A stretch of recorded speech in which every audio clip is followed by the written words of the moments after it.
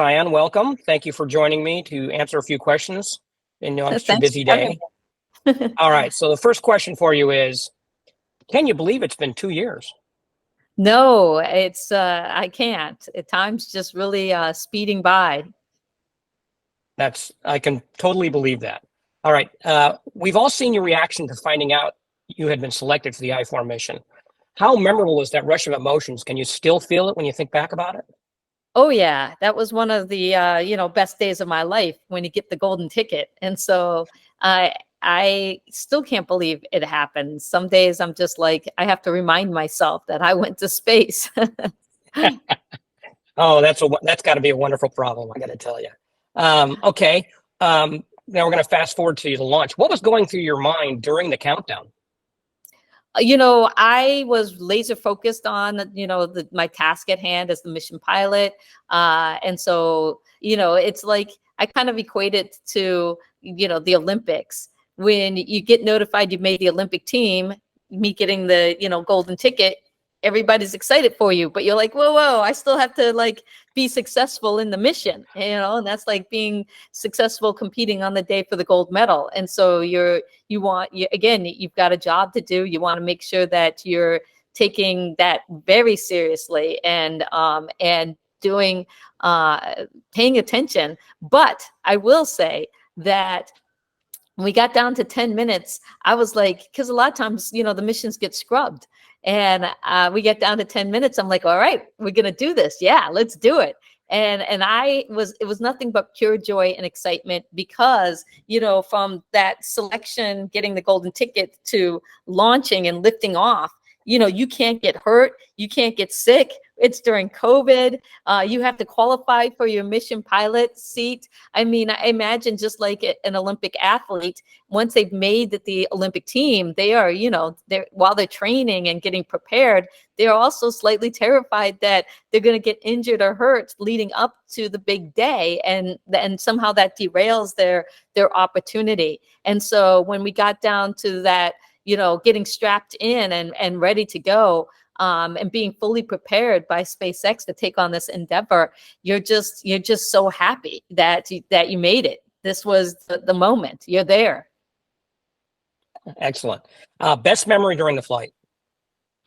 I have a lot of best memories. It's hard to pick one.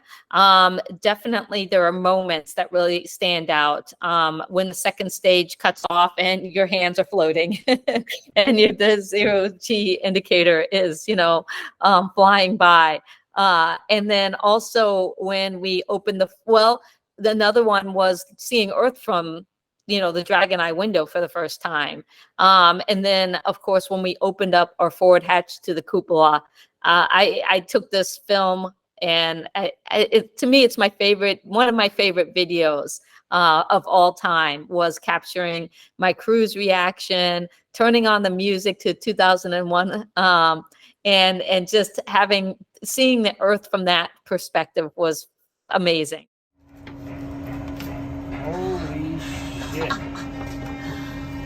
Whoa. Oh my gosh.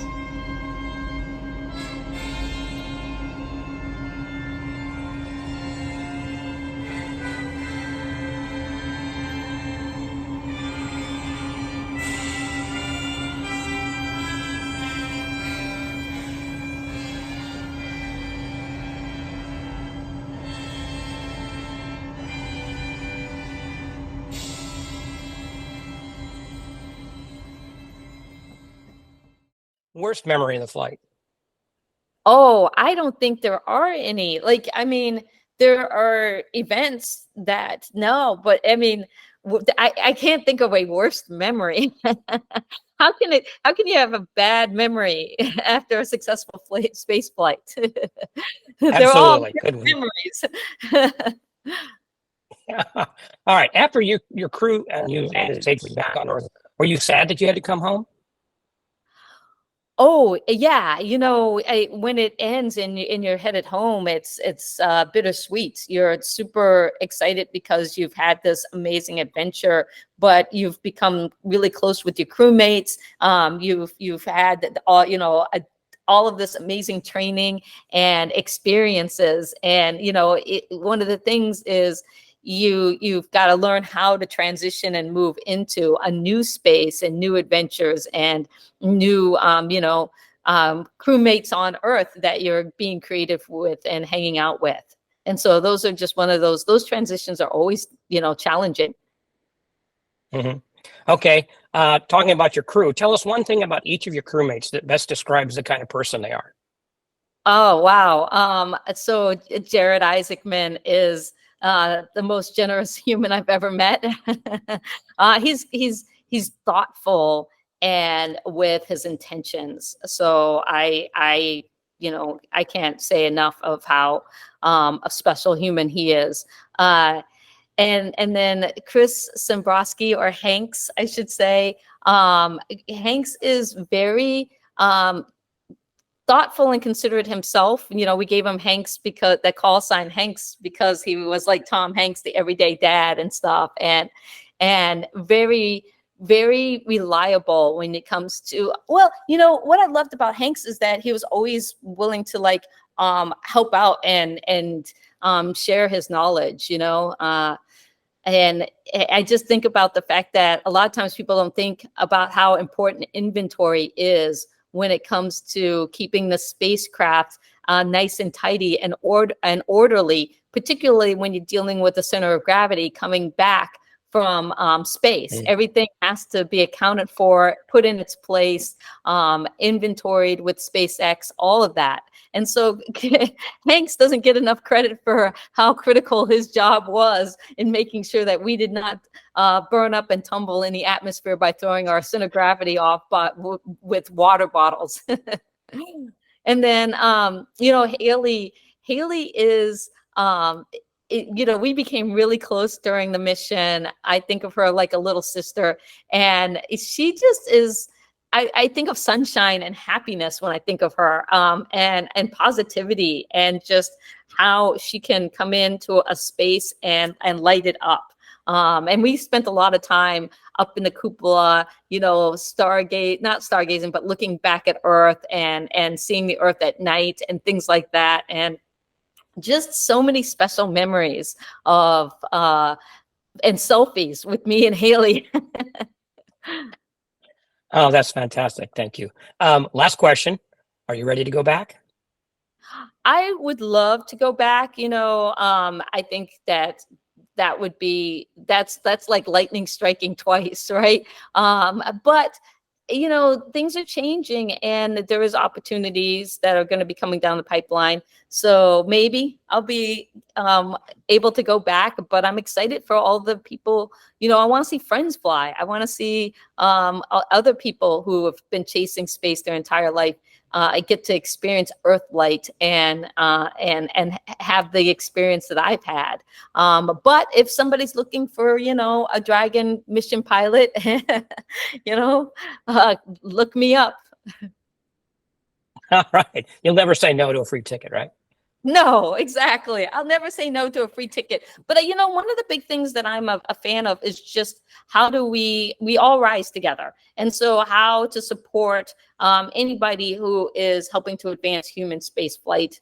And I think that's important that we champion NASA, we champion Blue Origin and SpaceX and Virgin and any other launch providers, and even people, the analog astronauts who are out there doing the research so that we can successfully live on the moon, Mars, and beyond.